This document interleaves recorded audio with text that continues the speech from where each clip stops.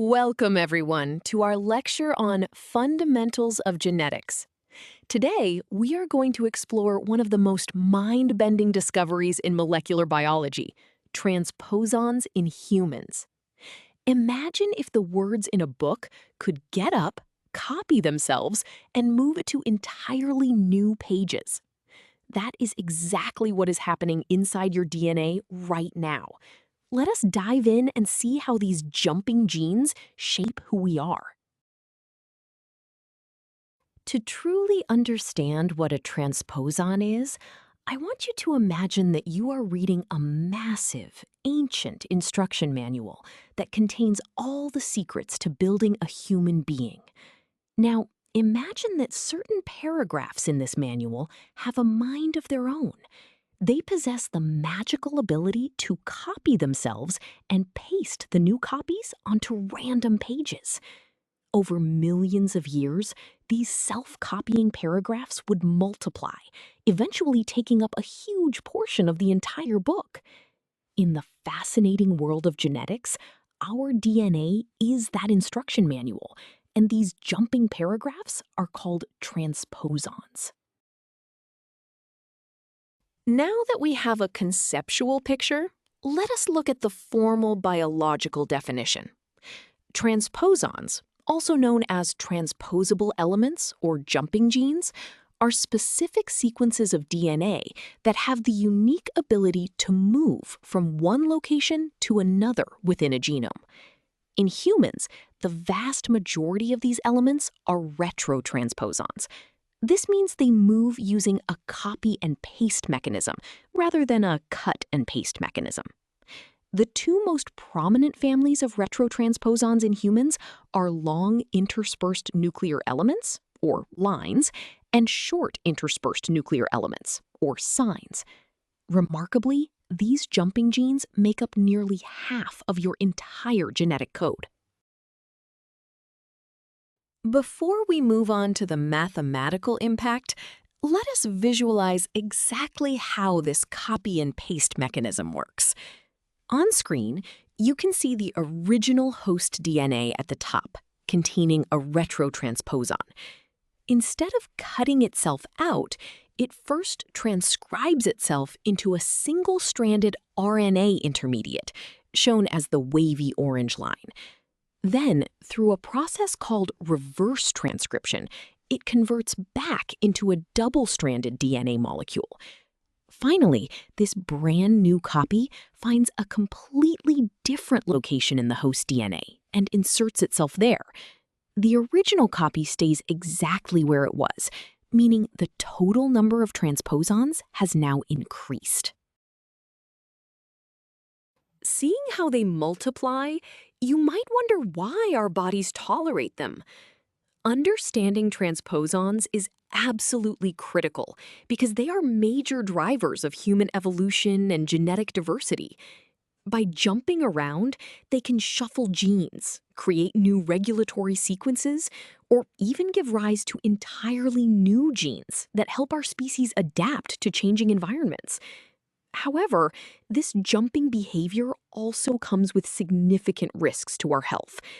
If a transposon accidentally inserts itself into the middle of a crucial life-sustaining gene, it can disrupt the function of that gene.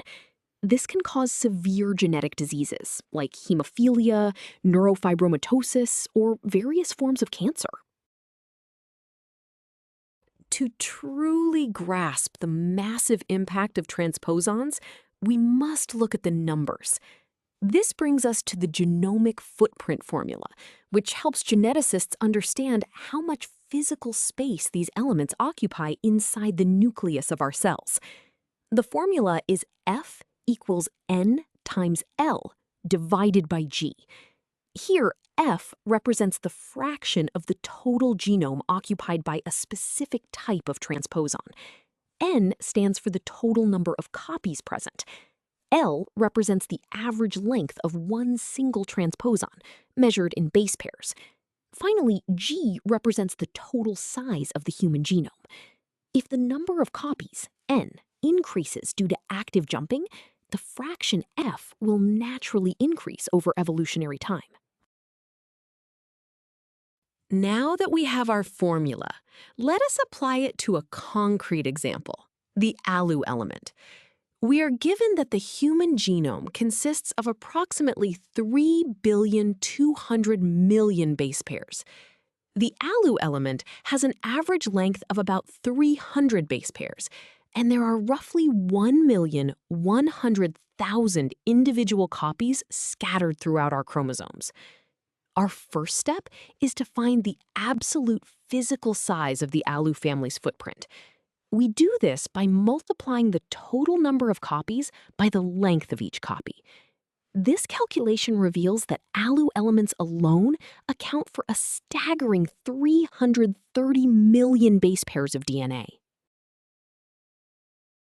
Building on our previous calculation, we now need to find the exact percentage of the human genome that is made up of just this one specific type of transposon. We take the total alu DNA we just calculated, which is 330 million, and divide it by the total human genome size of 3,200,000,000.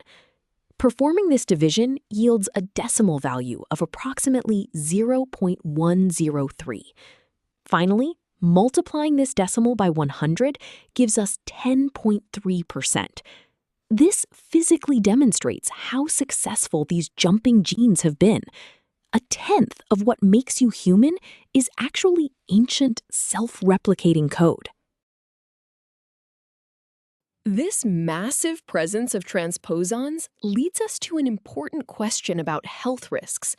While most transposons land in safe, non-coding regions, they occasionally jump into important protein-coding genes called exons. To estimate this risk, we use a combined probability formula. The overall risk of a disease-causing disruption, PD, is equal to PI multiplied by PE. PI is the mathematical chance that a new jumping event happens at all in a newborn. PE represents the chance that any random jump will happen to land inside a critical coding region. By multiplying these independent probabilities, we find the combined likelihood of both events occurring simultaneously. Let us see this probability formula in action with a highly active transposon called line 1. Suppose a specific line 1 transposon jumps and creates a new insertion in 1 out of every 100 human births. Furthermore, we know that the human genome contains only about 1.5% of exon sequences where an insertion would be dangerous. First, we convert the given rate of new insertions into a decimal. Dividing 1 by 100 gives us a PI of 0.01. Next, we convert the exon percentage by dividing 1.5 by 100, giving us a PE of 0.015. This tells us how small the danger zones are. Now that we have our individual probabilities, we can find the overall risk. We multiply the probability of a jump happening, 0.01, by the probability of that jump hitting an exon, 0.015. This mathematical step assumes that the transposon inserts completely randomly across the entire genome. Multiplying these yields a final value of 0.00015. While this decimal looks very small, we can convert it into a ratio to grasp it intuitively. This probability is mathematically equivalent to 1 in 6,666 births. This practically illustrates why transposons are a continuous, measurable source of spontaneous genetic diseases in human populations.